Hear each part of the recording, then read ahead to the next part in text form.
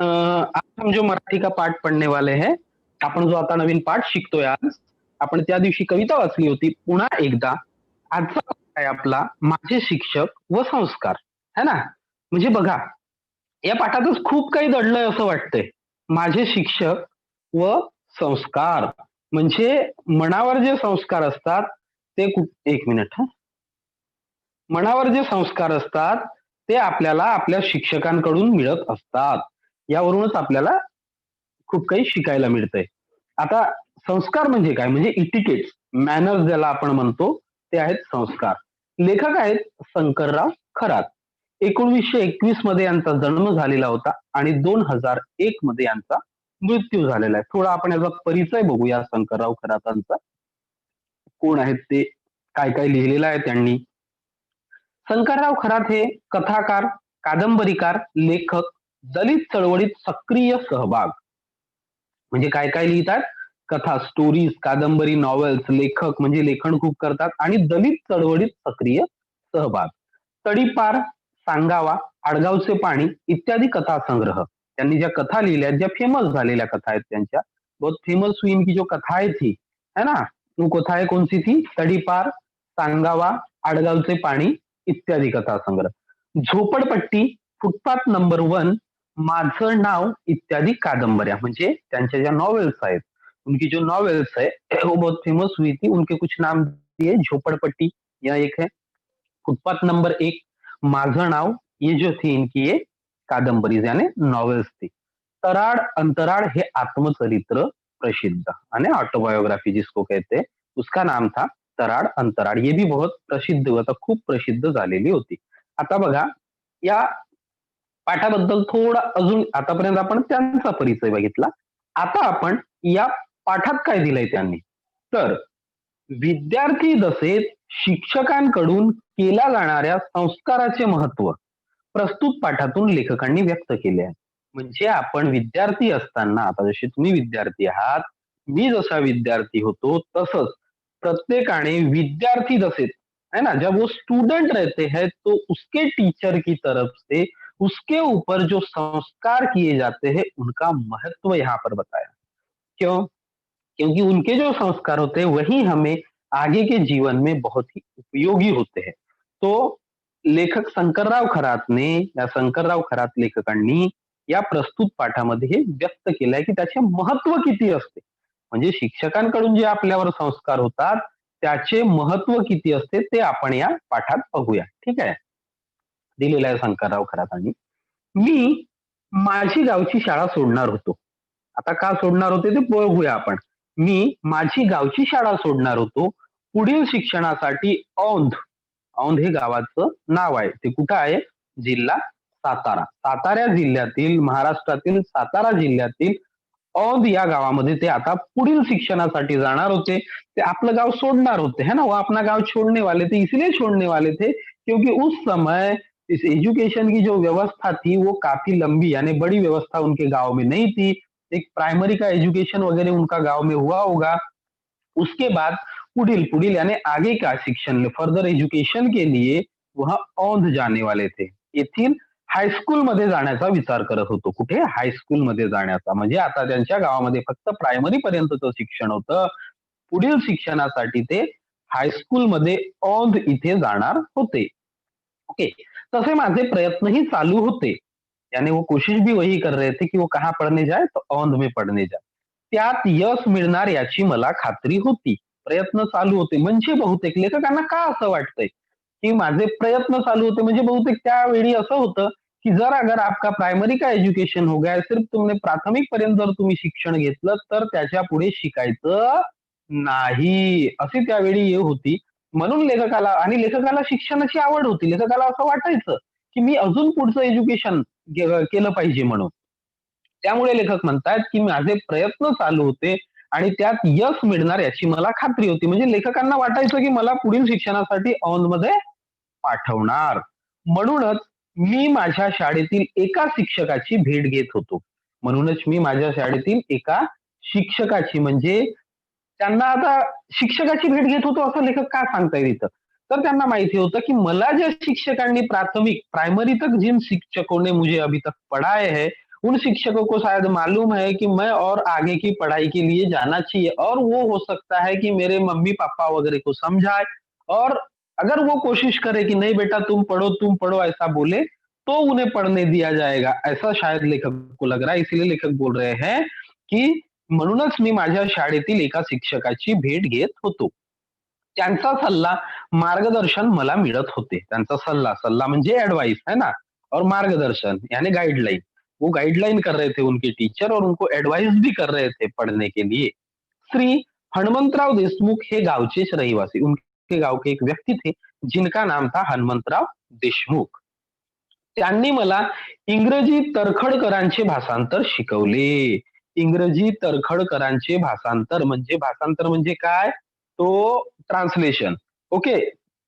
उन्होंने तर्खडकर का जो लेख था उनका, ओके, उनकी जो किताब रही होगी या उनका जो लेख था, वो उसका भाषांतर यानी उसका ट्रांसलेशन करने को उनको सिखाया था.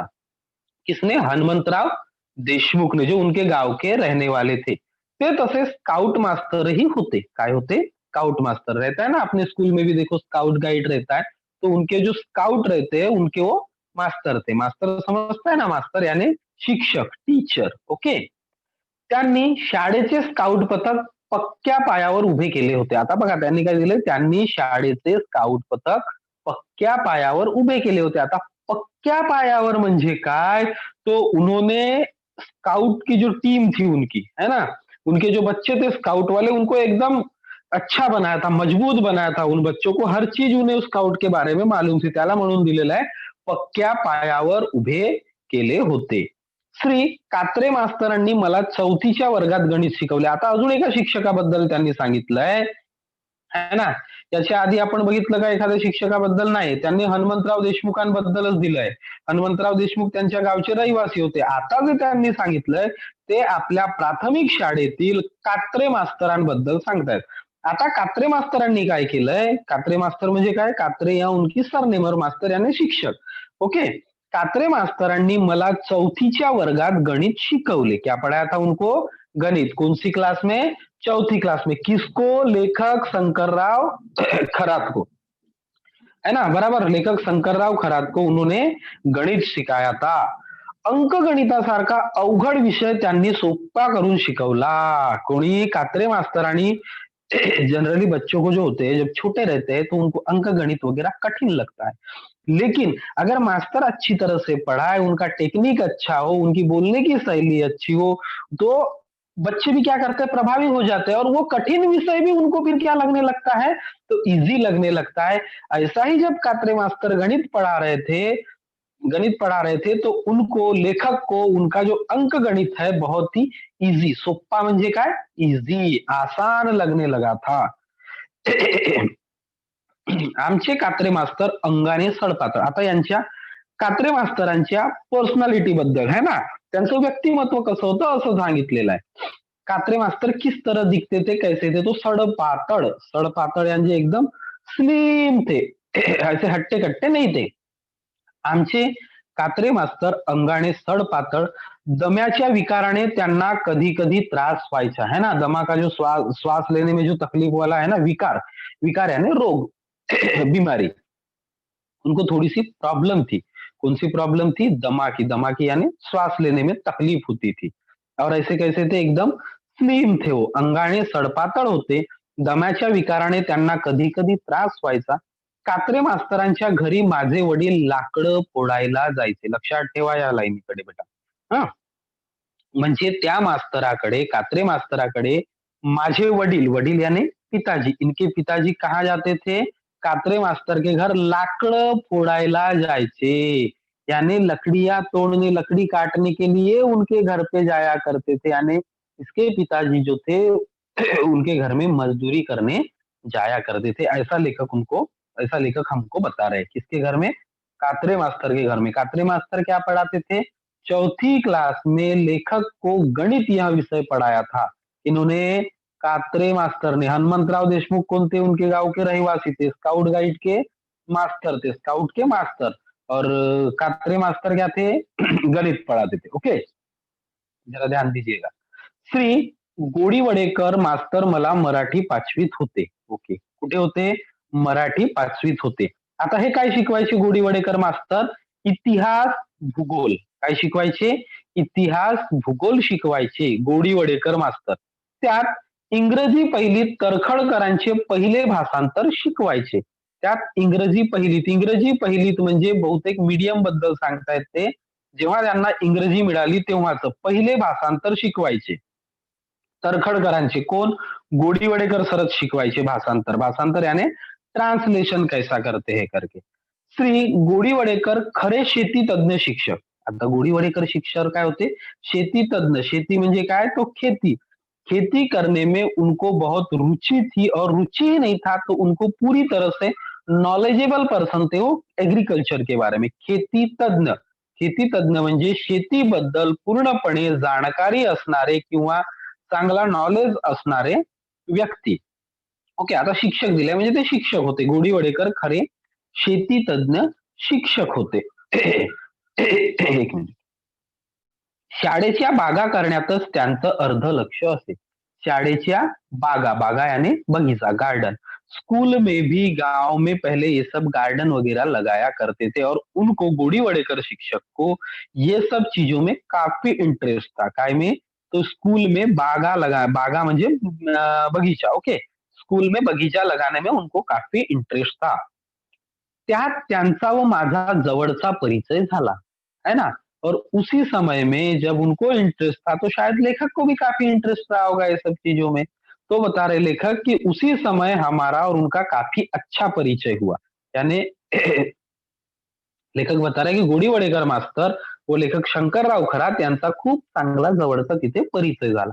त्याचं कारण, आता उनका कारण बताया लेखक ने कि क्यों हमारा अच्छा परिचय हुआ है ना. कभी कभी होता है कि हम किसी शिक्षक के साथ में काफी अच्छे घुल मिल जाते हैं क्योंकि शायद उनके साथ काफी अच्छी बातें करते हैं, वो हमारी समस्याओं को समझते हैं या कुछ प्रॉब्लम रही उसका निराकरण करते हैं. तो ऐसा होता है, हमारी भी जिंदगी में ऐसा होता है कि अभी जैसे आप 9वीं में गए हो लेकिन आपको भी कोई ना कोई शिक्षक ऐसे याद आते होंगे जिन्होंने आपको अच्छी तरह से गाइडलाइन किया होगा, जिन्होंने आपको कुछ अच्छा मार्गदर्शन किया होगा, या तो फिर आपकी कुछ गलतियां हुई हो और उन्होंने आपको ऐसा मार्गदर्शन किया हो कि उसके बाद आपने अपनी लाइफ को टर्न कर लिया हो, आपने अपनी जिंदगी को टर्न कर लिया हो. ऐसे शिक्षक हो सकता है आपके भी जिंदगी में कभी आए हो. तो वैसे ही ये जो शंकरराव खरात लेखक है, इनके जो शिक्षक थे उन्होंने उनके बारे में यहाँ पर दिया हुआ है. ओके, आता बघूया की गोडी वडेकर सर व लेखक यांची मैत्री म्हणजे यांचं जे परिचय झालं ते जवळ का झालं? त्याचं कारण शाळेच्या बागा आमच्यासारख्या मुलांच्या जीवावरच उभ्या होत्या. आम्ही मुलं वयानं तसंच हाडापिंडाने मोठाड. काय म्हणतात लेखक? की ह्या ज्या बागा आहेत ह्या आमच्या जीवावरच उभ्या होत्या. आमच्या जीवावर म्हणजे लेखक ये बता रहे कि अगर शिक्षक ने बाग लगाई या कुछ गाइडलाइन किया कि यहाँ ये पेड़ लगाओ, यहाँ ये लगाओ, तो बस करते कौन थे उस समय? बच्चे करते थे, है ना, गांव में. तो इसीलिए लेखक बता रहे हैं कि या ज्या बागा उभा झाल्या त्या आमच्या जीवावर, यानी हमारे ऊपर ही डिपेंड. यानी उन बाग बगीचों में सबसे ज्यादा काम कौन करता था? हम बच्चे, सॉरी, हम बच्चे ही करते थे. आम्ही मुलं वयानं तसंच हाडापिंडाने मोठाड. म्हणजे लेखक काय सांगतात की आम्ही वयानं मोठाड, मोठाड याने बड़े थे, आणि हाडापिंडानं याने शरीर यष्टि में भी लेखक कैसे थे? थोड़े बड़े थे. और वयानं, वयानं यानी उम्र से भी, क्योंकि उस समय पहले गाँव में थोड़ा कोई जल्दी एडमिशन वगैरह नहीं होता था. ज्यादा अभी तो कैसा हो गया, काफी जल्दी जल्दी एडमिशन कर लेते हैं, लेकिन उस समय नहीं होता था. तो अगर चौथी पांचवी में भी पढ़ रहे हो तो आपकी उम्र ऐसी 14-15 साल या 12-13 साल की हो जाती थी. अभी तो बहुत कम उम्र में चले जाते हैं. तो लेखक इसीलिए बता रहे हैं कि हम उम्र में भी और शरीर यष्टि से, हाड़ा पिंडाने यानी अपने शरीर यष्टि से मोठाड्याने बड़े थे. कष्टाच्या कामाला कणखर. कष्टाच्या यानी मेहनत का जो काम होता है, कष्टाच्या कामाला कणखर यानी हम मेहनती काम काफी अच्छी तरह से कर लेते थे. खूप चांगला आम्हाला कष्ट करायला जमायचं. ओके, शाळेची गावच्या ओढ्याकाठची बाग ही खरे तर आम्हा मुलांच्या जीवावर चांगली फुललेली उभी असते. आता लेखक सांगतात की शाळेच्या गावच्या ओढ्याकाठची, ओढ्याकाठची यानी जहां पर पानी भरा जाता है उसको ओढा बोलते हैं. ओके, जहां पाणी भरते ना आपण वहा ओढा, ओढा त्याला ओढा म्हणतात. आणि त्याच्या बाजूची जी बाग असते ती खरं तर कोणाच्या जीवावर? तर मुलांच्या जीवावर. कारण तिथं मुलंच जास्त काम करायची आणि पाणी टाकायचं आहे, तिथं काही कुदळ पावडा हे घरून काही करायचं आहे, तर कोण करत असत तिथं? मुलंच करत असत. म्हणून लेखक म्हणतायत की ते आमच्या जीवावरच फुललेली उभी असे. या बागेतल्या विहिरीचं पाणी 2-2 तास रहाटेने ओढून बागेतल्या फुलझाडांना, फळझाडांना आम्ही देत असू. काय म्हणतायत लेखक?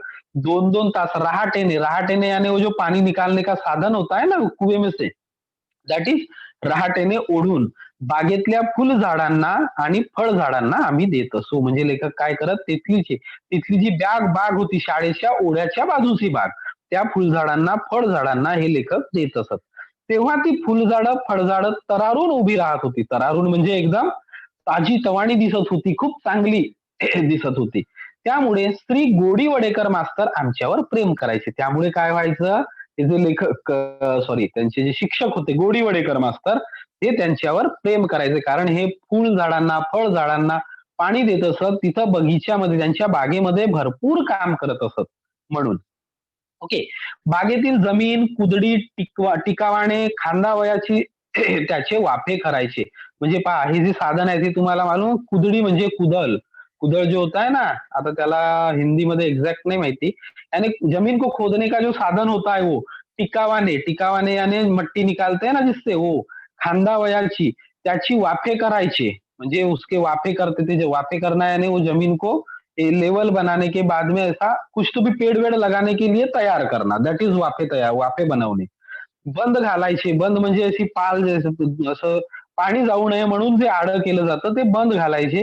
अशी सगळी कष्टाची कामं आम्ही मुलं करत असू. यानी जो कष्ट वाले काम थे, मेहनत के काम थे, ये सब लड़के करते रहते थे. ओके. हेड मास्तर श्री नाईक मास्तर यांच्या शाळेत दरारा असे. बघा आता कुणाबद्दल सांगितलंय आणि लेखकांनी, तर त्या शाळेचे, जे त्यांच्या शाळेचे मुख्याध्यापक होते त्यांच्या गावच्या शाळेचे, त्याच्याबद्दल, त्यांच्याबद्दल त्यांनी सांगितलेलं आहे. ते कोण होते मुख्याध्यापक, हेडमास्टर? नाईक सर होते. ओके. शाळेत दरारा असे, तसे ते शिस्तीचे कडे भोगते. कसे होते ते? शिस्तीचे कडे भोगते असं दिलेलं आहे. म्हणजे उन्हें शिस्त, उन्हें डिसिप्लिन काफी ज्यादा पसंद था. उनको ऐसा लगता था कि पूरा स्कूल, पूरे बच्चे कैसे रहने चाहिए, हमेशा डिसिप्लिन में रहना चाहिए, किसी ने भी डिसिप्लिन नहीं तोडना चाहिए. अशा व्यक्तींना शिस्तीचे कडे भोगते असं म्हणतात. या शिस्तप्रिय हेडमास्तरांनी माझ्या शाळेला चांगलीच शिस्त लावली. आता लेखकांनी सांगितलं पण आहे बघा, की नाईक सरांनी, नाईक हेडमास्तरांनी आमच्या शाळेला खूप चांगली काय लावली? शिस्त लावली. शिस्त म्हणजे डिसिप्लिन. ओके. शाळेची दुसरी घंटा होताच ते हातात छडी घेऊन शाळेच्या दारात थांबत. क्या करते थे? स्कूल की दूसरी बेल, पहली ऐसी नॉर्मल बजती है इंफॉर्मेशन की, और दूसरी जब बजती है इसका मतलब कि सब अपने अपने क्लास के अंदर रेडी हो जाना चाहिए ऐसा. तर जशी दुसरी बेल वाजली है ना, दूसरी घंटा यानी बेल. ओके. तो दूसरी बेल जैसे ही बज जाती थी, ते हातात छडी घेऊन शाळेच्या दारात थांबत. कुठे थांबत असत? शाळेच्या दारात, यानी स्कूल के दरवाजे में आके खड़े हो जाते थे. असा शिस्तीत मग कोण उशिरा येईल? तब लेखक बता रहे हैं कि जब मुख्याध्यापक ही खड़े हो जाते थे दरवाजे के ऊपर, तो किसी बच्चे की मजाल थी कि लेट आते? नहीं आते. सब बच्चों को मालूम था कि नाइक सर इसी समय दूसरी बेल के टाइम खड़े हो जाते. तो दूसरी बेल बजने के पहले सारे बच्चे स्कूल में रेडी हो जाते थे. असा त्यांचा दरारा, दरारा यानी उनको, यानी डिसिप्लिन में रखने के लिए जो उनका प्रेशर था, उसको क्या कहेंगे हम? दरारा. म्हणजे त्यांना सर्व घाबरायचे. कोणाला? नाईक मास्तराला. नाईक मास्तर कोण होते? शाळेचे हेडमास्तर होते. श्री नाईक हे मला इंग्रजी चौथीत इंग्रजी आणि इतिहास शिकवत. इंग्रजी चौथीत म्हणजे त्यांचा मीडियम जो राहिला असेल, इंग्रजी मीडियम, त्या इंग्रजी चौथीत इंग्रजी आणि इतिहास शिकवत. काय शिकवत? इंग्रजी आणि इतिहास हे विषय शिकवायचे. कोण? नाईक मास्तर है ना. आता आपण इथं जवळजवळ 3 शिक्षकांबद्दल शिकलो. पहिले कोणते होते? कात्रे, मग काठीवडेकर, मग कोण होते? नाईक सर. ओके. नाईक मास्तर होते. त्यात इंग्रजीचे रेन मार्टिनचे ग्रामर ते आवडीने शिकवेत. बघा, इंग्रजी या विषयात रेन मार्टिनचा ग्रामर किंवा व्याकरण शिकवणे म्हणजे खूप कठीण असते. म्हणजे त्यांचं काही एकदम साध्या सोप्या भाषेत दिलेलं नसतं. कोणाचं रेन मार्टिनचं. म्हणजे मी पण जेव्हा शिकलो शाळेत तेव्हा मला सुद्धा रेन मार्टिनचे शिकवत. त्याच्या आधी सुद्धा म्हणजे खूप जुन्या काळी सुद्धा रेन मार्टिनचे ग्रामर शिकवले जायचे लेखकांना. म्हणजे ते शिक्षक किती चांगले असले असावेत नाही का? नाईक सर. ग्रामर ते आवडीने शिकवत. ते सदानकदा विद्यार्थ्यांना समुपदेशन करत. समुपदेशन करणे म्हणजे काय? तर आपल्या विद्यार्थ्यांना मार्गदर्शन करणे, की काहीतरी सल्ला देणे, काहीतरी सांगत राहणे, त्याची समुपदेशन करत असत. श्री रायगावकर मास्तरांसारखे ते कधीही इतर सार्वजनिक कार्यात पडत नसत. आता अजून एक शिक्षक आले, रायगावकर मास्तर. कोणते?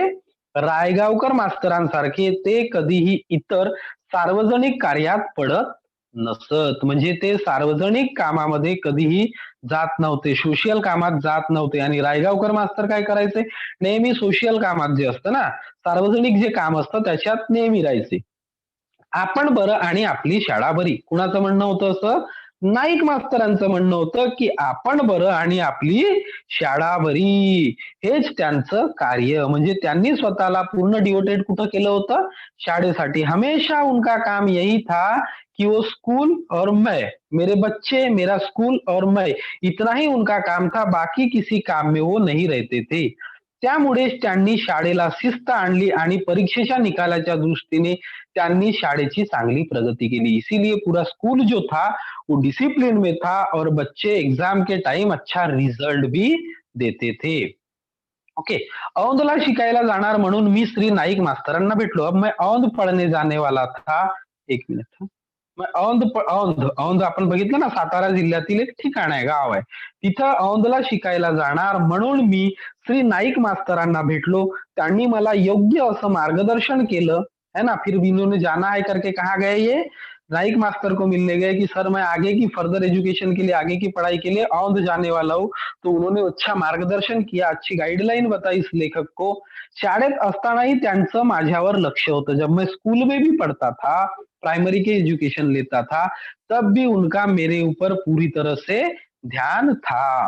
शिस्तीच्या दृष्टीने कसं वागावे, जीवनात आपली प्रगती कशी करून घ्यावी, या बाबतीत त्यांनी केलेला हितोपदेश मी कधीच विसरू शकत नाही. पहा, लेखकांनी आता सांगितलंय आपल्याला, यहाँ बता रहे लेखक शंकरराव खरात, की शिस्तीच्या दृष्टीने कसं वागावं, की डिसिप्लिन के बारे में हमने किस तरह रहना चाहिए और जीवनात आपली प्रगती कशी करून घ्यावी. यानी लाइफ में अगर आपको अपना प्रोग्रेस करना है, अपना इम्प्रूवमेंट करना है, तो वो किस तरह करना चाहिए अपनी प्रोग्रेस, उसके बारे में जो उन्होंने मार्गदर्शन, हितोपदेश, उपदेश दिया था उन्होंने, यानी सलाह जो दिया था या लेखक को जो गाइडलाइन की थी, वो लेखक बता रहे हैं कि मैं पूरी जिंदगी कभी भी नहीं भूल सकता. मी कधीच विसरू शकत नाही. मैं कभी नहीं भूल सकता. ओके. श्री रायगावकर देशपांडे या शिक्षकांनी तर मला संस्कार दृष्ट्या फारच उपकृत करून ठेवले आहे. काय म्हणतायत लेखक आता? रायगावकर, देशपांडे मास्तर हे जे 2 शिक्षक थे, इन्होंने संस्कार दृष्ट्या म्हणजे इटिक्वेट्स के बारे में, म्हणजे माझ्यावर जे त्यांचे संस्कार आहेत. संस्कार म्हणजे काय? तर चांगल्या वागणुकीबद्दल त्यांनी जे मला मार्गदर्शन दिलंय, ते संस्कार दृष्ट्या फारच उपकृत म्हणजे मी त्यांचा ऋणी आहे असं लेखकांना वाटतं याबद्दल, की त्यांनी मला जो संदेश दिला, त्यांनी मला जे संस्कार दिले आयुष्यात, त्याच्याबद्दल मी त्यांचा ऋणी आहे. कसे? ते 1-2 प्रसंग येथे उद्धृत करून स्पष्ट करतो. म्हणजे आता बघा, इथं लेखक सांगतात, की मी तुम्हाला 1-2 उदाहरणं सुद्धा देतोय, की या 2 शिक्षकांनी माझ्या जीवनावर काय परिणाम केला आणि कसे संस्कार दिलेत म्हणून. ओके. कुश्ती सारख्या खेळात सुद्धा जात-पात मांडली जात असे, है ना. यानी पहले जो गाँव में था तो क्या होता था, जात-पात, है ना, समझते ना जात, यानी जो कास्ट वाइज डिस्क्रिमिनेशन कहते हैं उसको, तो ये क्या होता था उस समय माना जाता था. कहाँ? गाव में. आमच्या गावातही आम्हा मुलांसाठी वेगळी तालीम होती. काय होती? वेगळी तालीम. आता कुस्ती माहिती आहे ना तुम्हाला, जो कुस्ती खेळते वो. तो तालीम म्हणजे काय? तर जिथं कुस्ती खेळण्याची प्रॅक्टिस केली जाते, त्या जागेला तालीमची जागा असं म्हणतात. आता प्रैक्टिस, तालीम म्हणजे प्रैक्टिस. तो इन बच्चों के लिए लेखक जो थे शायद दूसरे जाति के थे, है ना? तो वो दूसरे जाति के होने की वजह से उनके लिए अलग से कुस्ती खेळणे की प्रॅक्टिस करने की जगह बनाई गई थी. लहानपणी मी बऱ्यापैकी कुस्त्या करत असे. आता लेखक बता रहे हैं कि जब मैं छोटा था, तो मुझे भी कुश्तियों में इंटरेस्ट था और बऱ्यापैकी बऱ्यापैकी यानी अच्छी खासी कुश्ती खेल लेता था. मेरा काफी इंटरेस्ट था. हंगामात कुस्त्या करून मी कधी खोबरे. आता लेखक बता रहा है हंगाम यानी जब वो सीजन होता है ना कोई भी, जैसे कुश्तियों का 1-2 महीनों का ऐसा सीजन होता है, तो उसी सीजन में क्या होता है, बहुत सारे गाँव गाँव में कुश्तियाँ ऑर्गेनाइज की जाती है और वहाँ पर उस सीजन में गाँव-गाँव में देखो तो आज कभी यहाँ, कभी वहाँ, कभी वहाँ ऐसा कुश्तियों का प्रोग्राम रखा जाता है। तो वहाँ पर लेखक क्या करते थे, ये जो छोटे बच्चों की कुश्तियाँ थी वहाँ पर कभी खोबरे, खोबरे यानी जो ये होता है ना खाने का नारियल, है ना? तो वो कभी-कभी तुकडा मिळता था, तर कधी नारळ, नारळ यानी पुरा नारियल मिळता था. तर कधी एखाद्या रुपयापर्यंत इनामे मिळवली आहेत. यानी कभी-कभी ₹1 इनाम में भी मिल जाता था. उस समय ₹1 यानी काफ़ी था. तो लेखक बता रहे हैं कि जब मैं कुश्ती खेलता था तो ये सब चीजें जीत के लाता था. एक षटक सुद्धा सॉरी येस ना, एक पटका सुद्धा एकदा मिळाल्याचे आठवते. यानी एक पटका उस समय लेखक को अवार्ड में मिला था. पटका यानी समझता है क्या, वो जो कुश्ती वाले के गले में जो डालते हैं ना, दैट इज उसको मिलते हैं. वो भी एक बार लेखक को अवार्ड में मिला था, यानी कुस्ती में उन्होंने जीता था. असाच बाहेरगावी मी कुस्त्यांचा फड पाहायला गेलो होतो. तेथे एका थोराड मुलाला याला जोड म्हणून फळत फिरवत होते. यानी देखो ऐसे ही एक जगह लेखक जब देखने को गए, कुश्ती देखने को गए, एक थोराड मुलाला, थोराड यानी थोड़ा बड़ा, ओके, दिखने में कैसा था, वो बड़ा था लड़का. तो उसको हाथ पकड़ के वो जो वहां के रेफरी होते हैं ना, जज होते हैं ना, वो कुश्ती जो खिलाते हैं वो उसका हाथ पकड़ के याला जोड म्हणून फडात फिरवत होते. ओके. पड़ात फिरवत होते म्हणजे काय करत होते, तो उस बच्चे के साथ में कुश्ती खेलने के लिए कोई दूसरा बच्चा उस समय तैयार नहीं हो रहा था. तो उसको हाथ पकड़ के याच्यासोबत म्हणजे इसके साथ कोई खेलेगा क्या करके उसको वहां पर गोल गोल घुमा रहे थे. 2 राउंड मारूनही त्याला कोणी जोड उभा राहिला नाही. 2 राउंड, ओके, 2 चक्कर लगाने के बाद में भी उस बच्चे के साथ में खेलने के लिए कोई भी तैयार नहीं हुआ. इसका मतलब वो जो बच्चा था कैसा धष्टपुष्ट, है ना, धिप्पाड ज्याला म्हणतो आपण, तो मुलगा धष्टपुष्ट रहा होगा, थोड़ा हाइट बॉडी में ज्यादा रहा होगा, इसलिए कोई उसके साथ खेलने नहीं आ रहा था. तेव्हा आमच्यातला एक म्हणाला, "शंकर्या उठतोस का? धरतोस का कुस्ती त्या गड्याबरोबर?" यानी उनका जो दोस्त था लेखक का, वो लेखक को क्या बोल रहा है कि "शंकर्या उठतोस का?" लेखक का नाम क्या है? शंकर. तो "शंकर्या उठतोस का? धरतोस का कुस्ती त्या गड्याबरोबर?"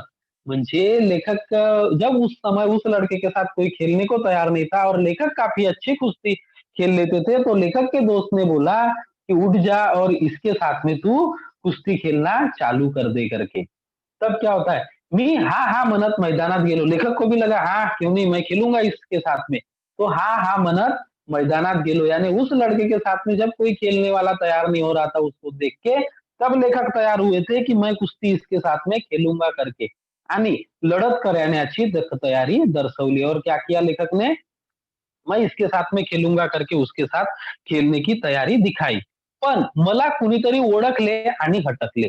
पहा आता लेखक काय सांगताय, तिथं भावनिक आवाहन केलंय त्यांनी थोडंसं, कि लेखक सांगतायत कि मला कुणीतरी ओळखले, यानी लेखक को किसी ने पहचान लिया कि ये कौन से जाति का है और हटकले. हटकले म्हणजे भगा दिया वहां से कि नहीं नहीं, इसके साथ में ये कैसा खेलेगा.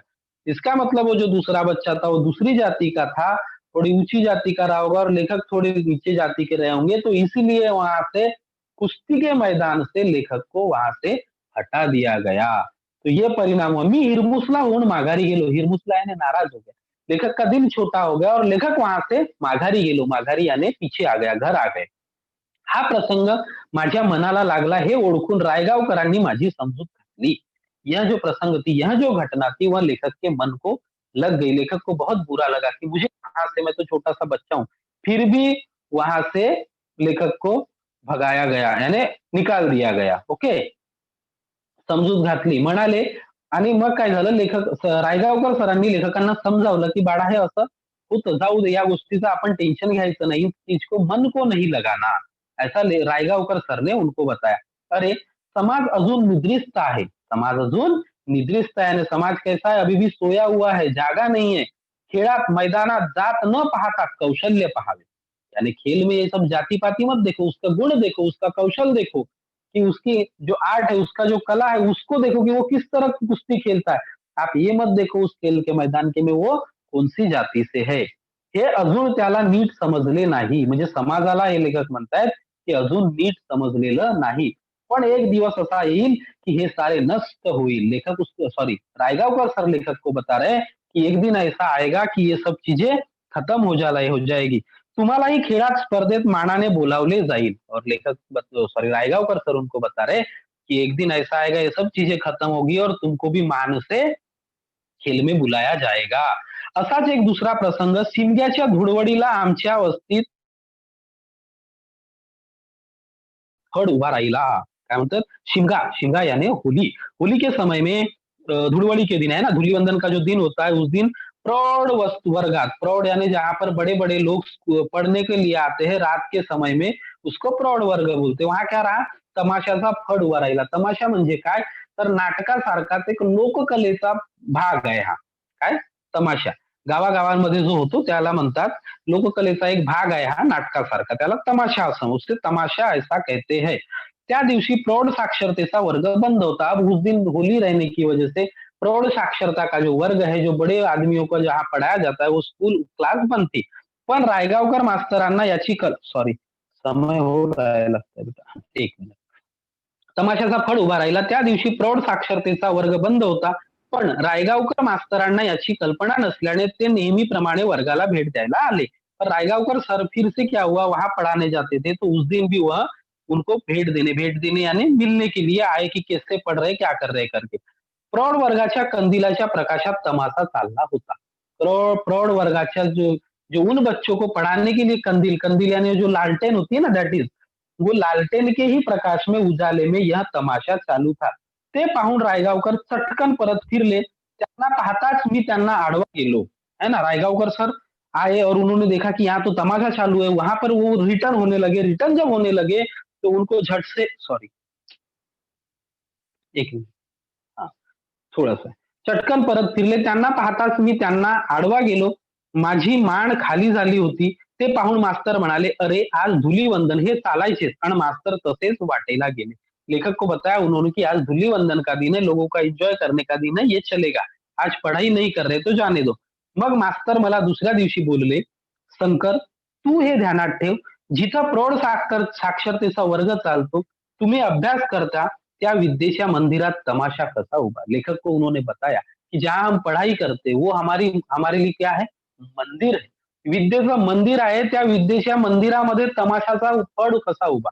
म्हणजे तिथं तमाशा व्हायला नको. जर तुम्हाला तमाशा करायचा आहे तर दुसऱ्या ठिकाणी करा, असं रायगावकर सरांनी लेखकाला सांगितलं. सरांनी मला केलेला हा उपदेश मी कधीच विसरू शकत नव्हतो. लेखक बता रहे कि उनको जो यहाँ उपदेश किया गया था वह लेखक कभी भी भूलने वाले नहीं थे. इस तरह हमने जो बेटा ये अभी माझे शिक्षक व संस्कार यह पाठ पढ़ा है. सर यह था माझे शिक्षक व संस्कार. काफी अच्छा पाठ था ये. यानी हमारे जीवन के ऊपर जो बहुत कुछ प्रभाव रहता है तो वो हमारे शिक्षकों का रहता है. हम अपने शिक्षकों के द्वारा बहुत कुछ सीखते हैं, बहुत संस्कार अच्छे अच्छे संस्कार लेते हैं, अच्छा शिक्षक मार्गदर्शन करते हैं, जो कि हम पूरी अपनी जिंदगी भर याद करते हैं, हमेशा हमें याद आते रहता है. इसके बारे में हमने आज लेखक ने बताया शंकरराव खरात ने कि उनके जीवन के ऊपर किन किन शिक्षकों ने किस किस तरह के संस्कार किए हुए थे और उनका जो प्रभाव था वह काफी अच्छा था और वह उनकी आगे की जिंदगी जीने के लिए बहुत काम में आया. ठीक है, इस तरह हमने